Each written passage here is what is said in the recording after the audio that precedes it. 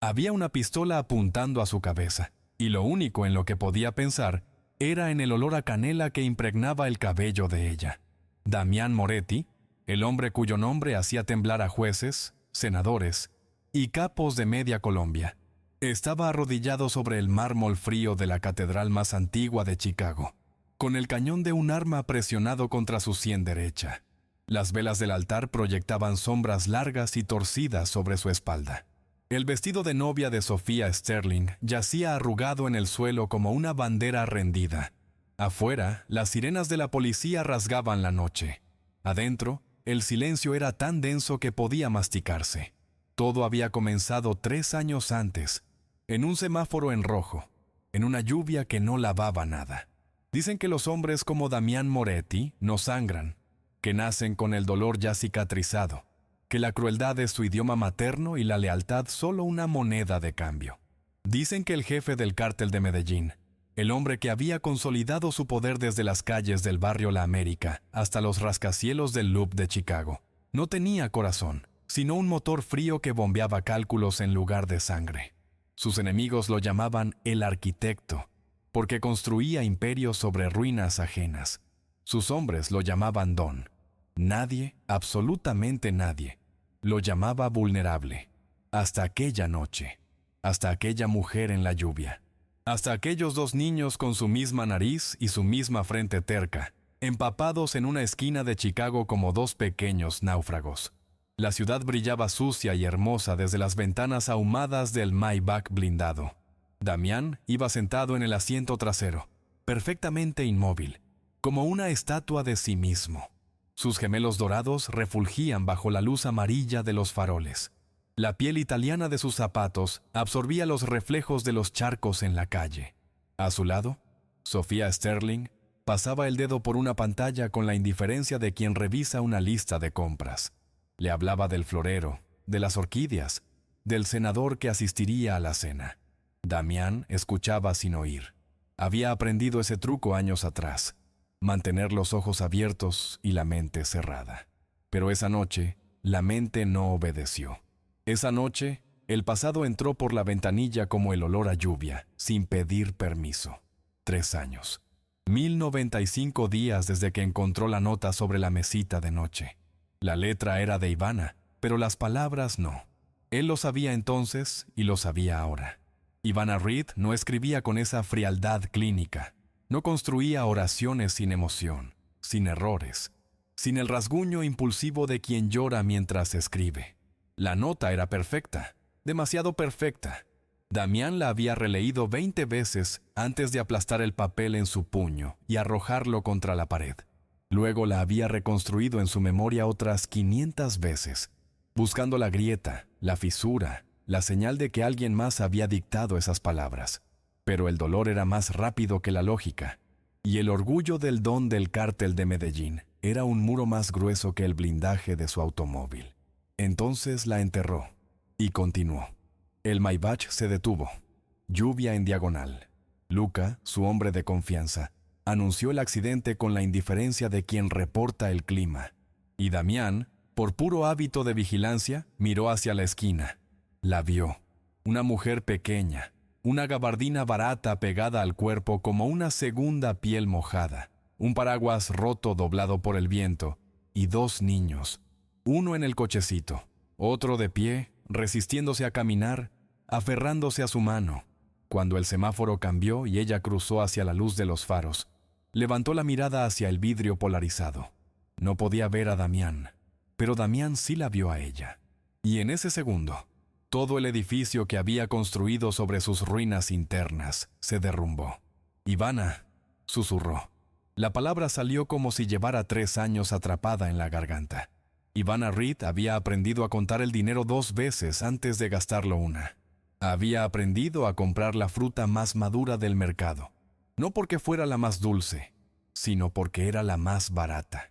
Había aprendido a remendar zapatillas con pegamento industrial, a cortar el jabón en 4 partes para que durara el mes, a sonreír cuando los niños preguntaban por qué no tenían jardín como los otros niños del parque. «Porque somos aventureros», les decía. «Los aventureros no necesitan jardín, tienen el mundo entero». Y Noah y Ethan la creían porque tenían 3 años y ella era su mundo entero. Pero de noche, cuando los gemelos dormían enredados como cachorros sobre el colchón que ocupaba la mitad del estudio, Ivana se sentaba en el suelo de la cocina diminuta y dejaba caer el peso de todo lo que no podía mostrarles. El barrio del lado oeste de Chicago no era un lugar, era una condición. Las paredes del edificio sobre la panadería absorbían el frío de noviembre como esponjas. Las cañerías gemían de madrugada. El vecino del tercer piso escuchaba cumbia hasta las 2 de la mañana, y el del primero gritaba en sueños. 2 semanas antes, una bala perdida había roto el cristal de la lavandería de la esquina. Ivana había empujado a los niños al suelo por instinto puro, cubriéndolos con su cuerpo mientras el eco del disparo rebotaba entre los edificios. Esa noche no durmió. Se quedó sentada mirando la puerta, con un cuchillo de cocina sobre las rodillas, escuchando la respiración tranquila de sus hijos, como si fuera lo único real en el universo. Trabajaba 6 días a la semana en Crust and Crumb, la pequeña panadería de la señora Kowalski, que tenía la pintura descascarada y el horno que tosía como un anciano cada vez que superaba los 200 grados. Ivana llegaba a las 5 de la mañana, antes de que la ciudad despertara, y amasaba con las manos hasta que los nudillos le ardían.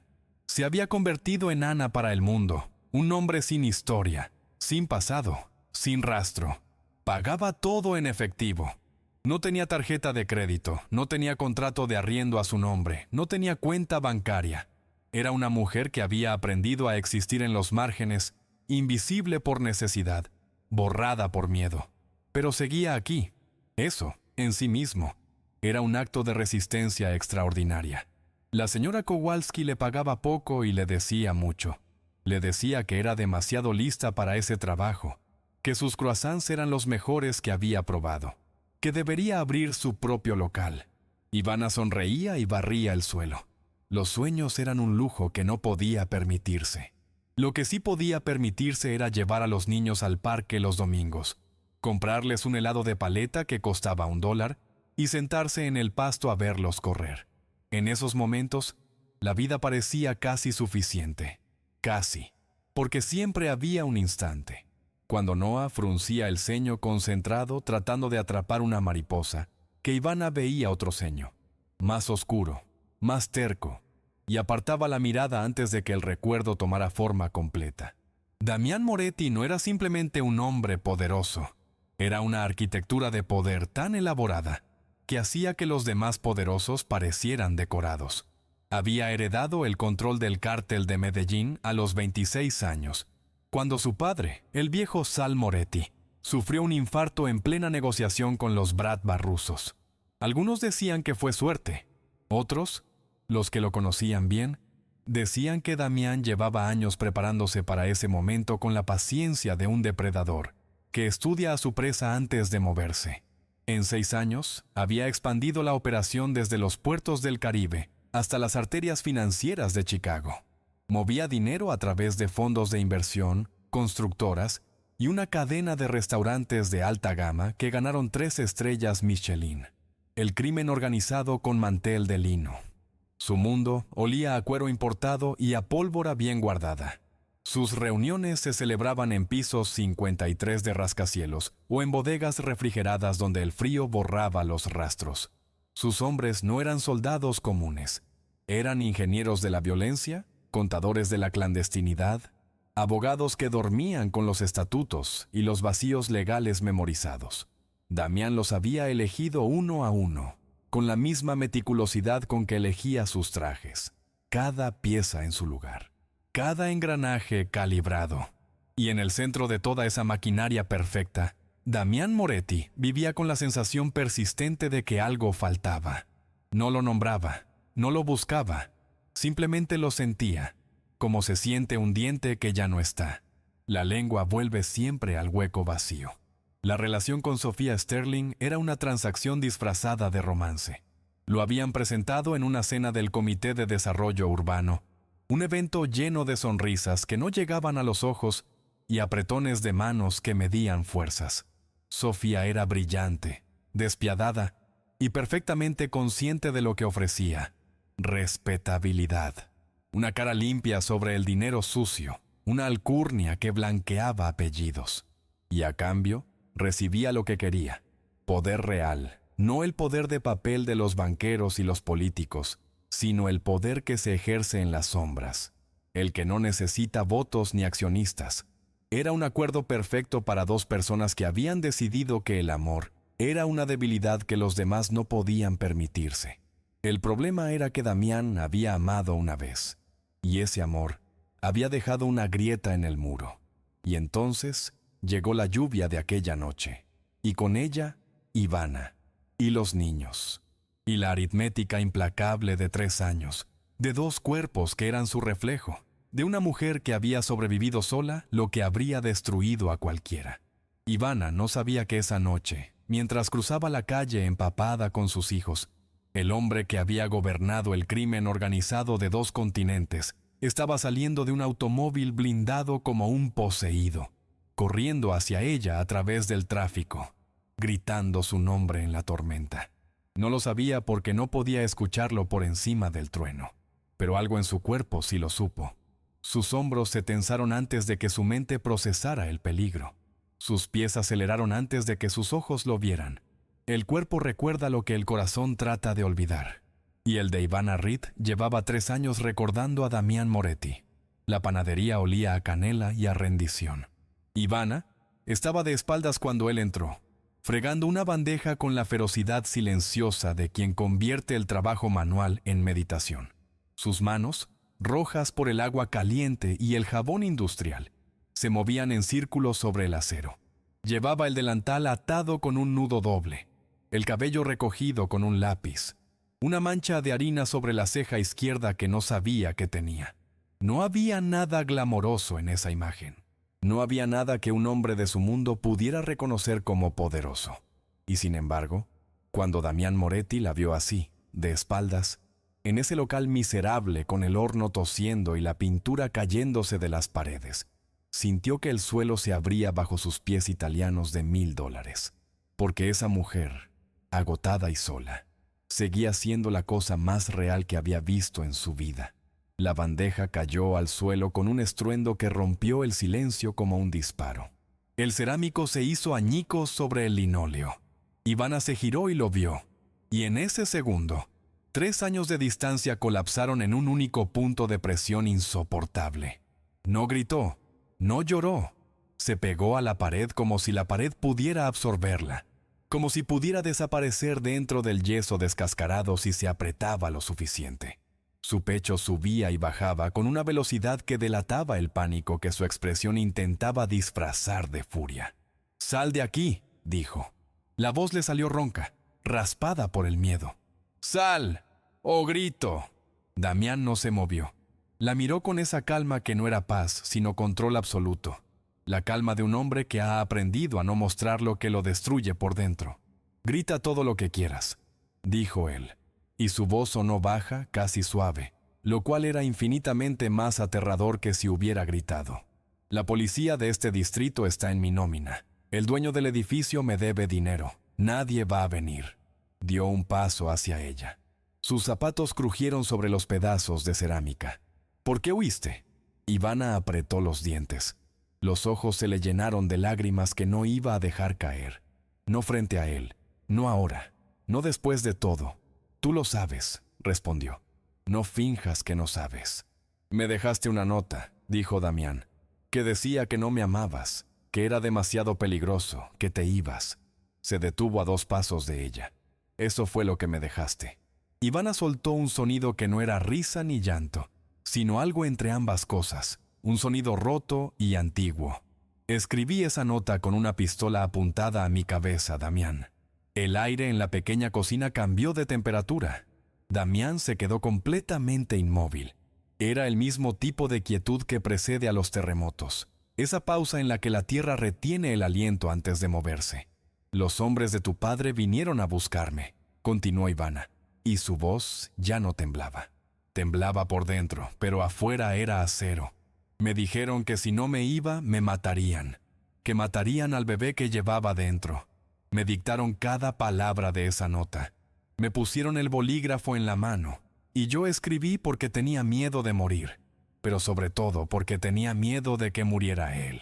Señaló con la mirada hacia el techo, hacia el piso de arriba donde dormían los niños. Ellos, corrigió en voz baja. Tenía miedo de que murieran ellos. Damián cerró los ojos. Solo un segundo. Un segundo en el que todo lo que creía saber sobre los últimos 3 años se reorganizó en un patrón nuevo y monstruoso. Su padre, el viejo Sal Moretti, que había construido el cártel con sangre y pragmatismo, que consideraba el amor una enfermedad que debilitaba a los líderes, que había mirado a Ivana desde el principio con la misma frialdad con que miraba un activo de bajo rendimiento. Damián había rechazado esa posibilidad durante 3 años, porque aceptarla significaba aceptar que había sido manipulado, que el hombre más temido de Chicago había sido movido como una pieza en el tablero de su propio padre, que había enterrado viva a la única persona que lo había amado sin agenda. Abrió los ojos. Ivana lo estaba mirando, no con odio, con algo peor, con la comprensión de quien ya ha procesado el dolor y lo ha convertido en cicatriz. «Los gemelos son míos», dijo Damián. No era una pregunta, era una verdad que acababa de instalarse en su pecho como una piedra caliente. Ivana levantó el mentón. «No», mintió. Y era una mentira tan transparente que los dos lo sabían. «Son de mi novio, está en la marina». Damián se acercó hasta que el espacio entre ellos era casi inexistente. Podía olerla, vainilla y lluvia y harina, el olor de una vida honesta construida sobre los escombros de lo que él le había dejado sin querer. Puso las manos en la pared a cada lado de su cabeza, encerrándola sin tocarla. «Para de mentirme, bella», dijo.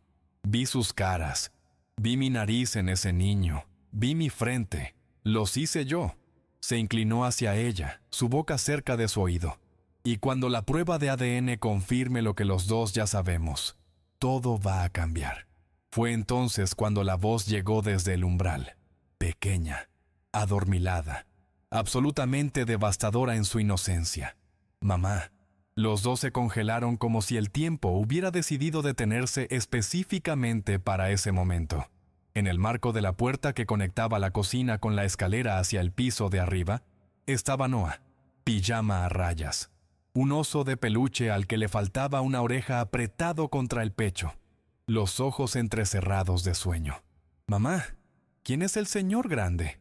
Damián se giró despacio y miró a su hijo por primera vez en su vida, de cerca, sin vidrio polarizado entre ellos, sin lluvia distorsionando los rasgos, sin el 1,5 metros de plataforma de metro que los había separado aquella noche.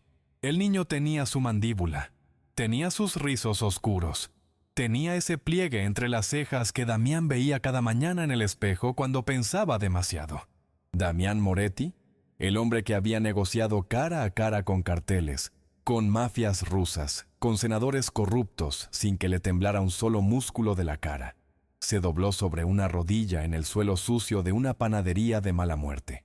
Se arrodilló frente a un niño de casi 3 años que olía a jabón de lavanda y a sueño, y sintió que algo dentro de él, algo que llevaba años siendo un puño cerrado, empezaba a abrirse con el dolor lento y necesario de una herida, que por fin empieza a sanar.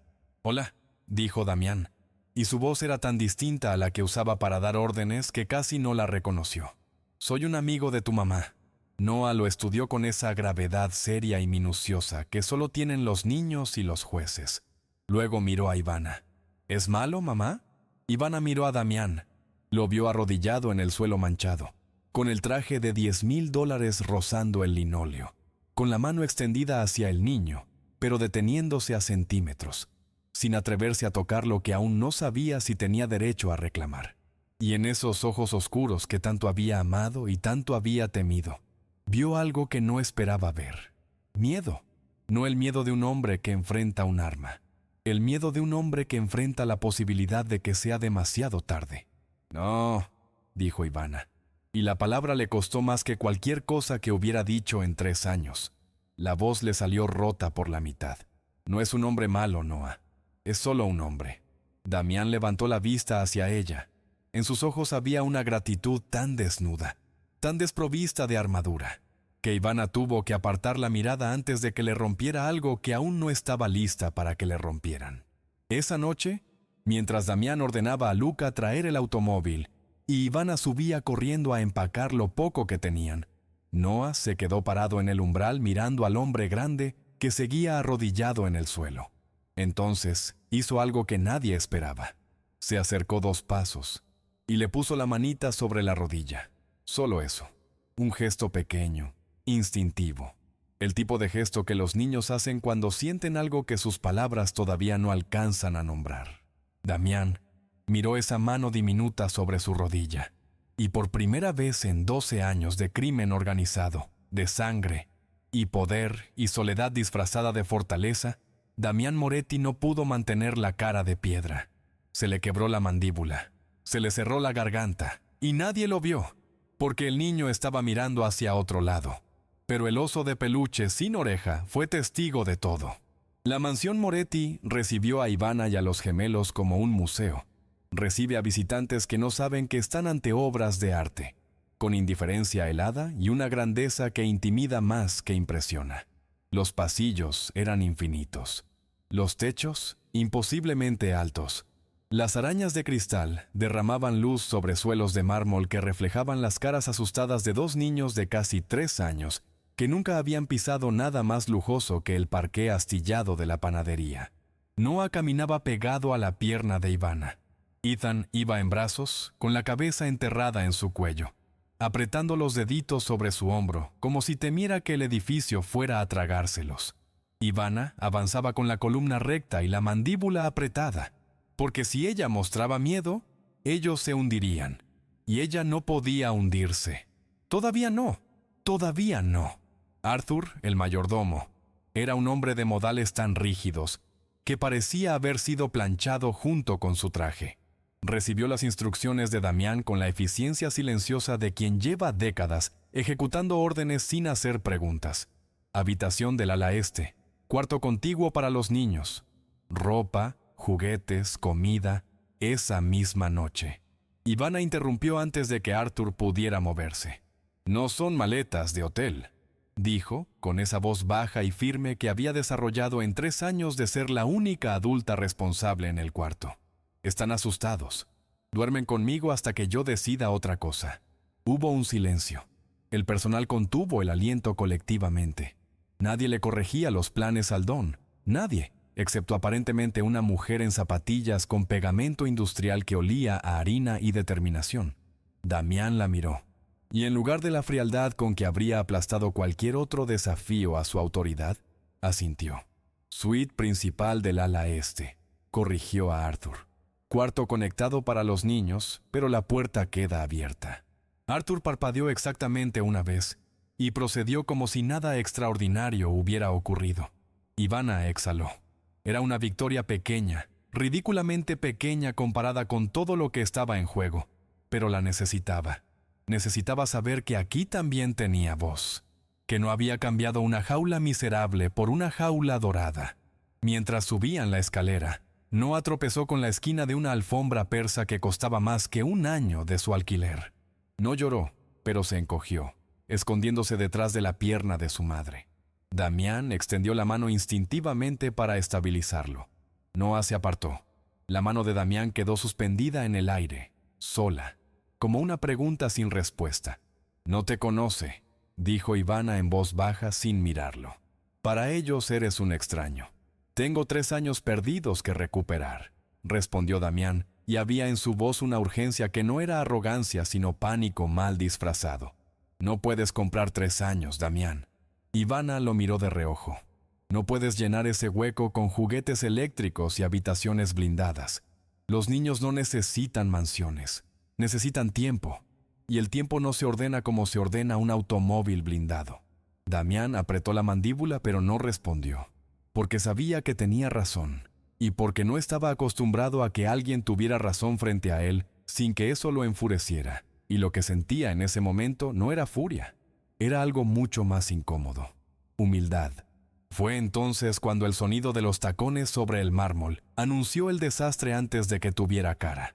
Sofía Sterling entró por las puertas principales como si la mansión le perteneciera, que en cierto sentido ella consideraba que sí.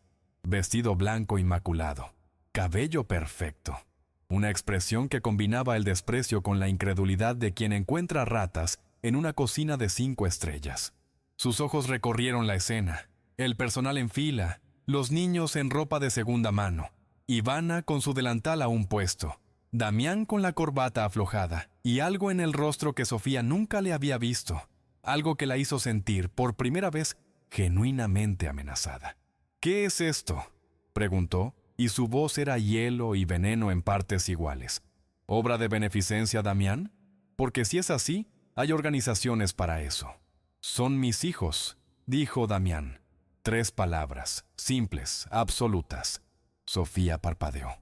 En su mundo perfectamente controlado, las palabras simples y absolutas eran las más peligrosas.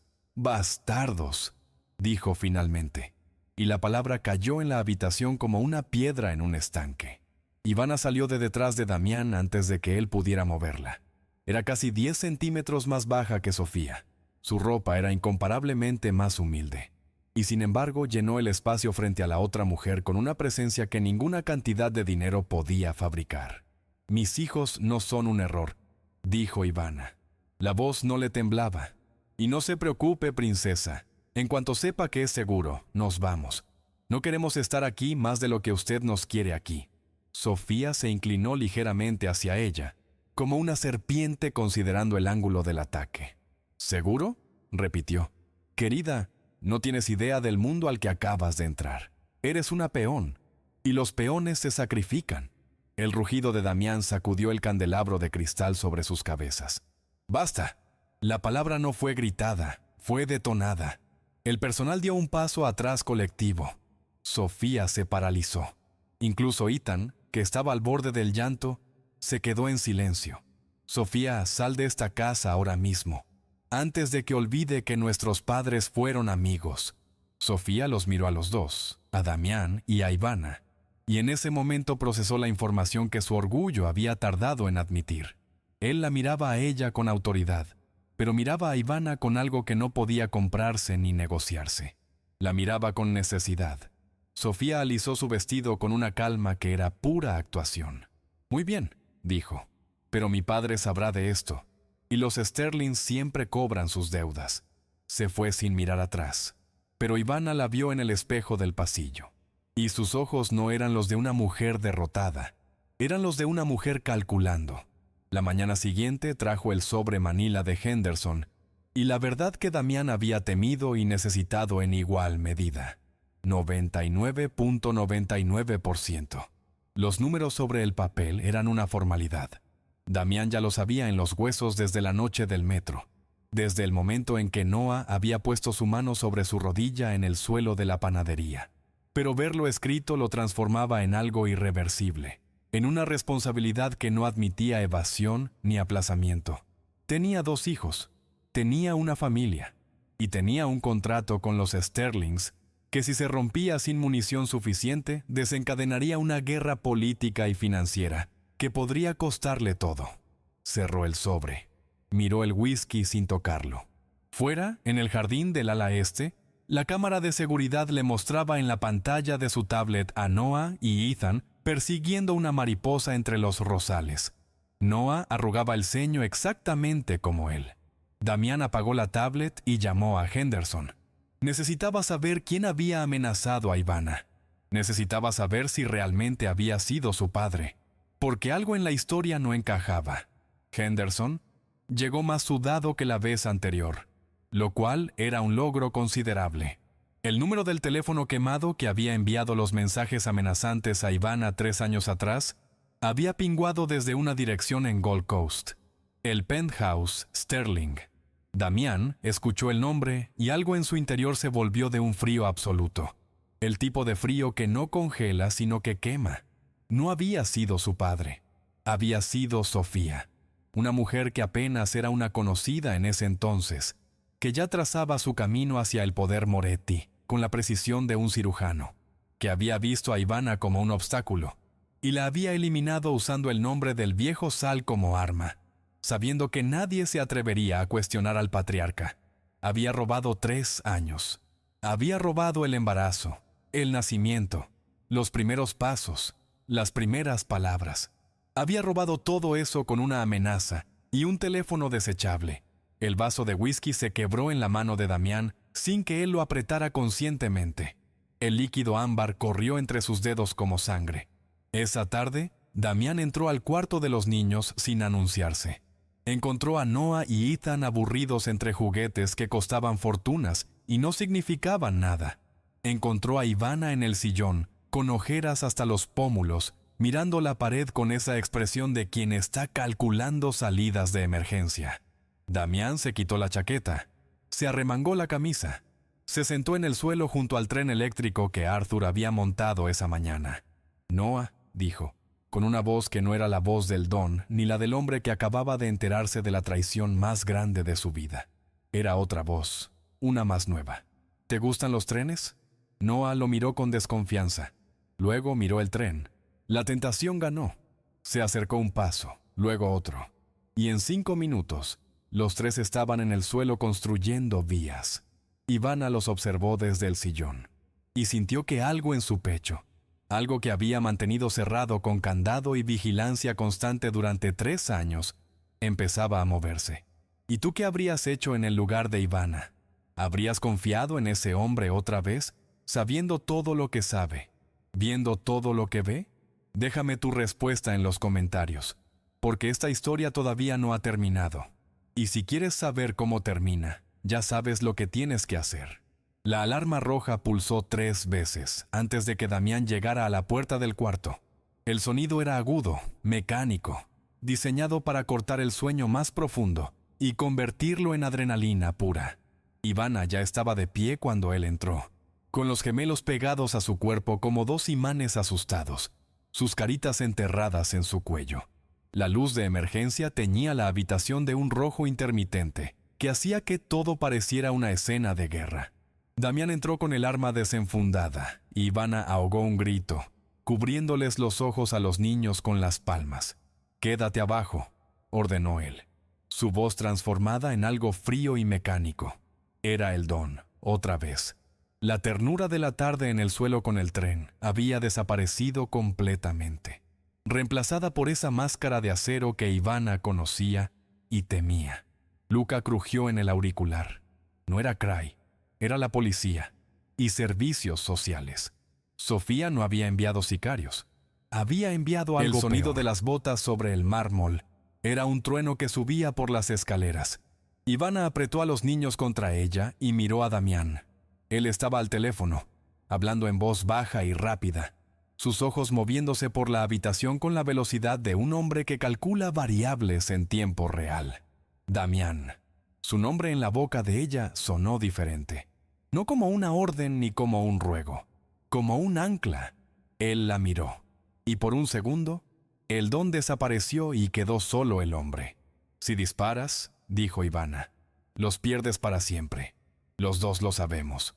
Hubo un silencio de medio segundo que valió por 1 hora.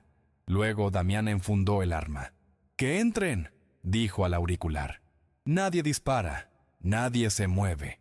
Y en ese acto de rendición calculada, Ivana vio algo que no esperaba ver en el hombre más peligroso de Chicago: inteligencia al servicio del amor.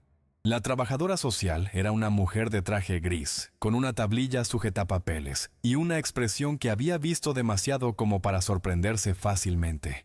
Pero incluso ella parpadeó al entrar a la habitación y encontrar a Damián Moretti con las manos levantadas y 2 niños llorando en los brazos de una mujer con delantal de panadería.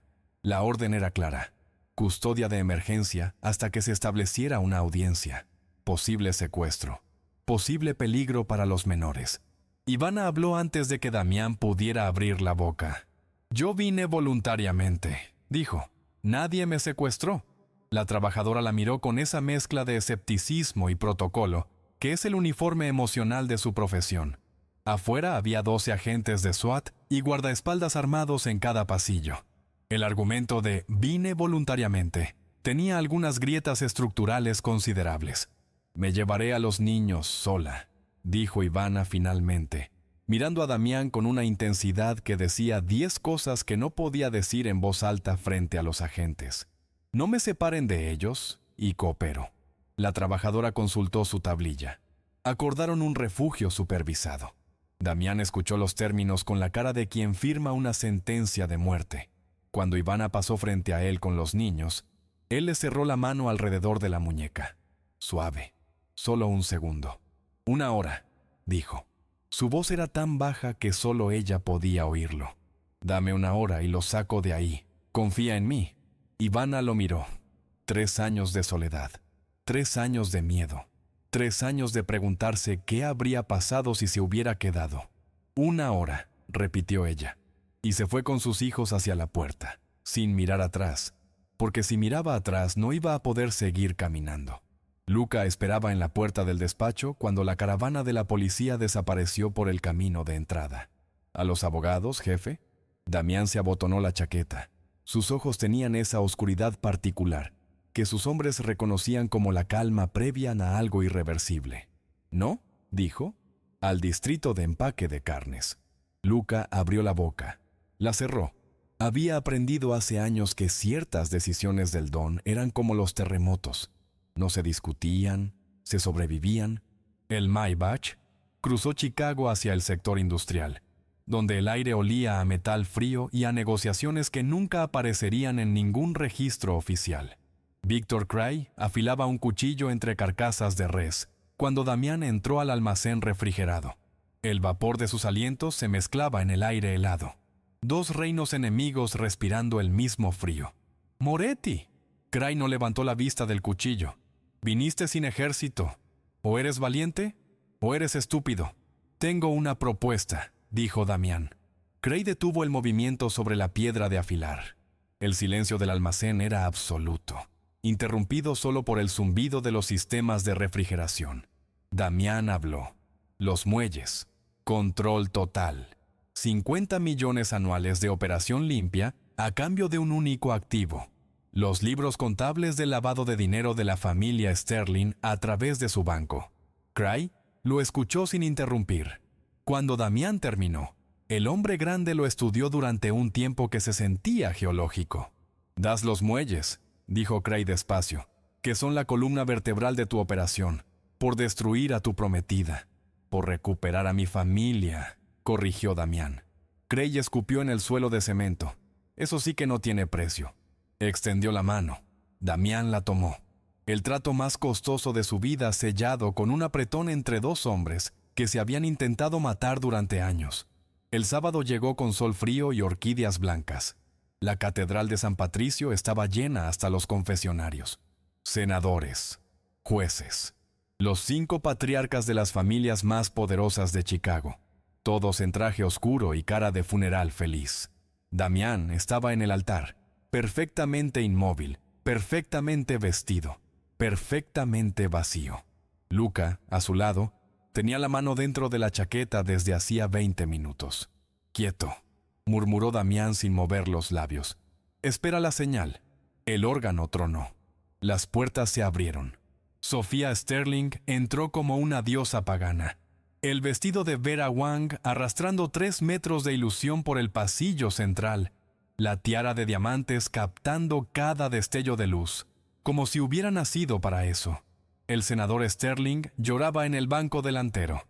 Las cámaras parpadeaban. Era el espectáculo más caro que el dinero sucio podía comprar.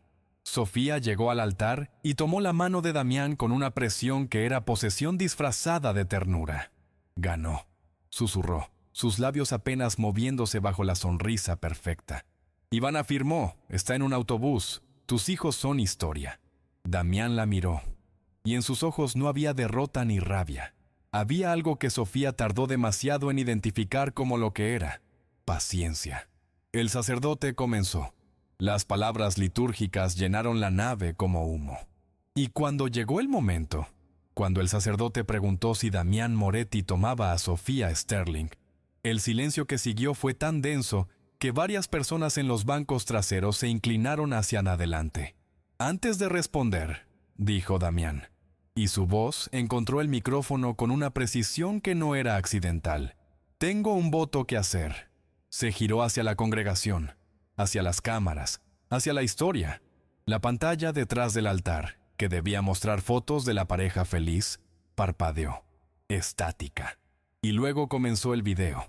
La voz de Sofía, 3 años más joven, paseándose por su penthouse mientras ordenaba el terror con la misma indiferencia con que habría encargado flores. La congregación se congeló.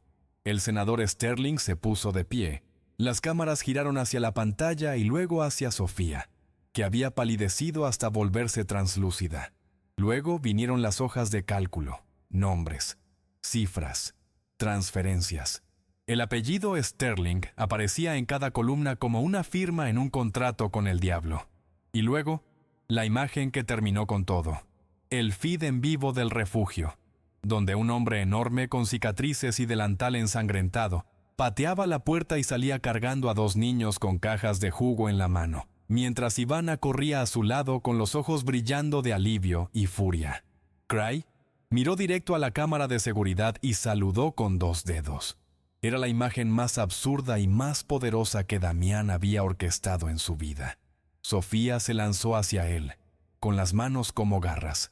Damián la detuvo con una mano, sin esfuerzo, con la misma facilidad con que se detiene algo que ya no tiene poder. Los agentes del FBI entraron por las puertas traseras de la catedral con la exactitud de quien ha ensayado el momento. El agente Miller bajó por el pasillo central con 2 docenas de agentes, apuntando hacia los bancos delanteros. No hacia Damián, hacia la familia Sterling. El senador fue esposado en el banco de madera que había ocupado en misas y actos de caridad durante décadas.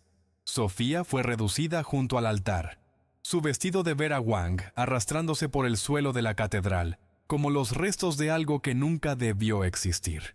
Sus gritos llenaron la nave con una fealdad que ninguna tiara podía disimular. Damián se quitó el nudo de la corbata, lo dejó caer sobre el mármol y caminó por el pasillo central. La multitud se abrió. Nadie lo detuvo. Nadie se atrevió. Empujó las puertas de roble y salió a la luz del mediodía de Chicago. El SUV negro estaba en el bordillo. La ventanilla bajó. Ivana estaba ahí, con el cabello todavía húmedo, los ojos enrojecidos pero la boca curvada en algo que era demasiado frágil para llamarse sonrisa y demasiado real para llamarse cualquier otra cosa. En el asiento trasero, Noah y Ethan tomaban jugo con la solemnidad de 2 ejecutivos en una reunión importante. Damián abrió la puerta y se deslizó adentro. Los miró a los 3, luego miró a Ivana. Y en ese momento, sin palabras, sin acuerdos, sin contratos de ningún tipo, algo entre ellos se cerró como se cierra una herida cuando finalmente deja de sangrar. ¿Terminó?, preguntó ella. Los Sterling están acabados, dijo él. El compromiso también. Ivana tomó su corbata, lo acercó y lo besó con la urgencia de 3 años de distancia y la ternura de alguien que ha decidido, finalmente, dejar de tener miedo. Odio las orquídeas, dijo contra su boca.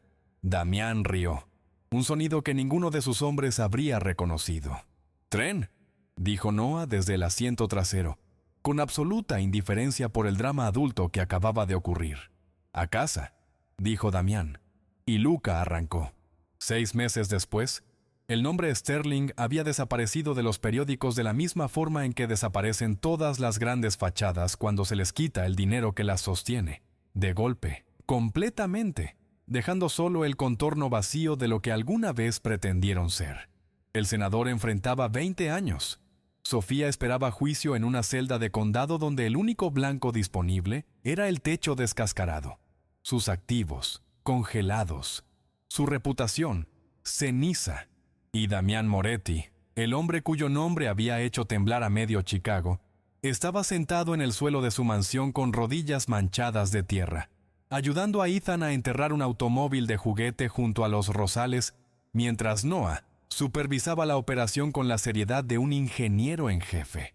La vida, en su forma más extraña y más honesta, había encontrado la manera de imponerse sobre el imperio.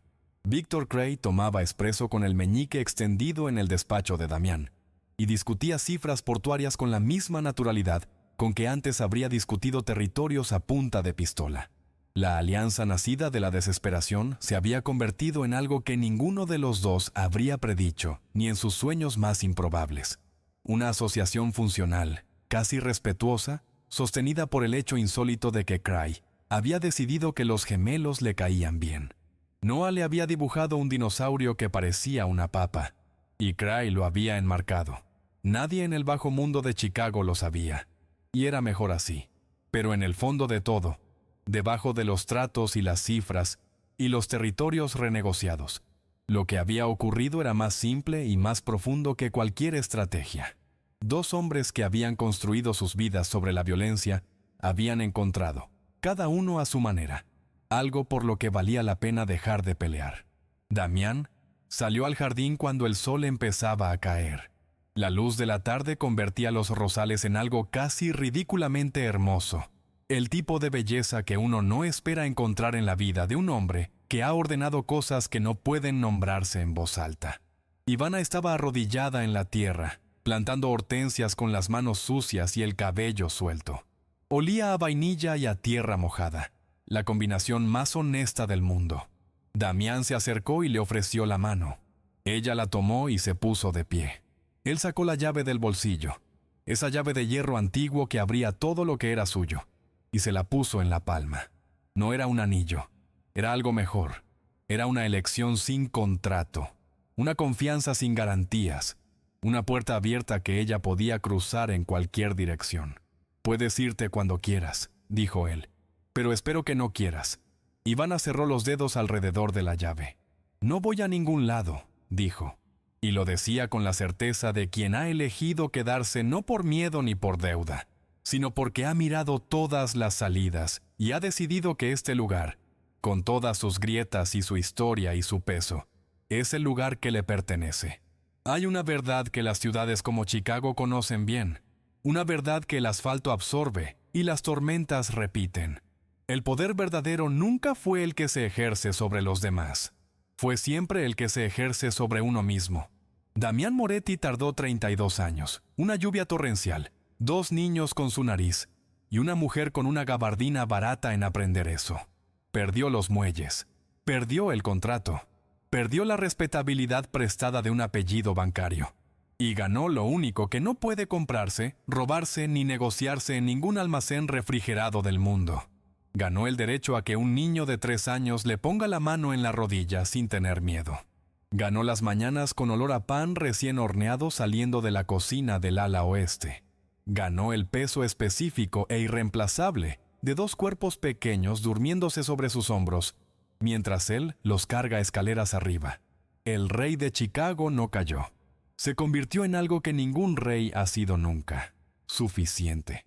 Y ahora te pregunto a ti, que llegaste hasta aquí, que acompañaste cada paso de esta historia. ¿Crees que el amor puede cambiar realmente a un hombre como Damián? ¿O hay heridas que el amor no alcanza a sanar? Cuéntame en los comentarios tu historia, porque a veces la vida real supera cualquier ficción. Y si esta historia te movió algo por dentro, ya sabes dónde está el botón para no perderte la próxima.